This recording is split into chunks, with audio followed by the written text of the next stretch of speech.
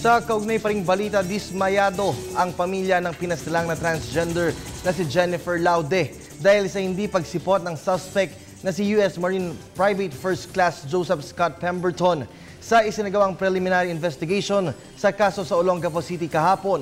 Samantala, pinahaharap naman ng mga taga-usig si Pemberton sa susunod na pagdinig sa Oktubre 27. Yan ang balitang tinutukan ni Benj Buondo.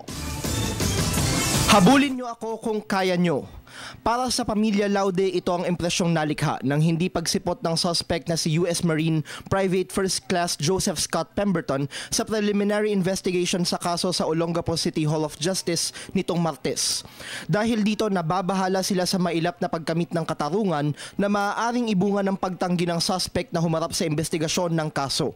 Na habang hindi po nagpapakita si Pemberton, baka maunsame yung pagkakamit ng katarungan, no? Hanggang hindi po mahawakan ng otoridad ng ating bayan itong si Pemberton, hindi po sigurado na siya ay mapapanagot. Kung matino siyang tao, bakit siya papatay? Yung anak ko napakabuti at ganun-ganun na lang yan pinatay. So hindi dapat nga magtago siya, humarap siya, dapat niyang sagutin yung mga pinagagawa niya.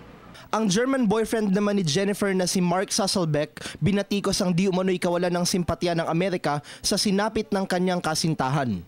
Why, in all that time, there was never a visit of condolence of, anyone authority from the U.S., not from the ship, the captain from the ship, not any naval authority, not even from the embassy. They're talking in the TV, but is it such a problem to pay personal condolences in face to the family?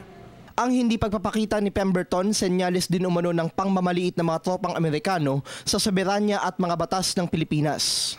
Bukod sa pamilya Laude, dumalo rin sa isinagawang preliminary investigation ang mga testigo sa kaso, partikular si Mark Clarence Helviro o Barbie na direktang nagturo kay Pemberton bilang suspect sa krimen. Dito sinabi ng mga kinatawan ni Pemberton na sina Attorney Rowena Flores at Attorney Benjamin Tolosa na hindi nakasaad sa sabbinan na ipinadala sa kanila noong Oktubre 17 na obligadong humarap ang akusado sa investigasyon. Dito binigyan ng 10 araw ang kampo ni Pemberton upang maghain ng counter affidavit hinggil sa kaso. Ayon kay Olongapo City Chief Prosecutor Emily De Los Santos, dapat na humarap si Pemberton sa mga susunod na pagsisiyasat upang mapatunayan kung talagang desidido ang Amerika na makipagtulungan sa kaso. Kasunod nito, tiniyak niya ang pagbibigay pansin sa mga detalye ng kaso at hindi sa issue ukol sa kasarian na kakabit nito. Una rito, ibinalik na rin ng pulisya ang engagement ring ni Laude at ni Sasselbeck na ginamit sa kanilang investigasyon. Ayon kay Sasselbeck, nais ng kanyang kasintahan na mailibing suot ang naturang singsing. Ipagpapatuloy ang preliminary investigation sa kaso ni Laude sa Oktubre 27. Nakatakda naman sa Nobyembre 5 ang ocular inspection sa Ambience Bar at Cell Zone Lodge kung saan huling nakitang magkasama ang biktima at ang suspect noong Oktubre 11. Sa kasalukuyan, inilipat na mula sa barkong USS Peleliu 5 patungo sa Campo Aguinaldo ang akusadong si Pemberton. Para sa Telebisyon ng Bayan, Benj Buondo.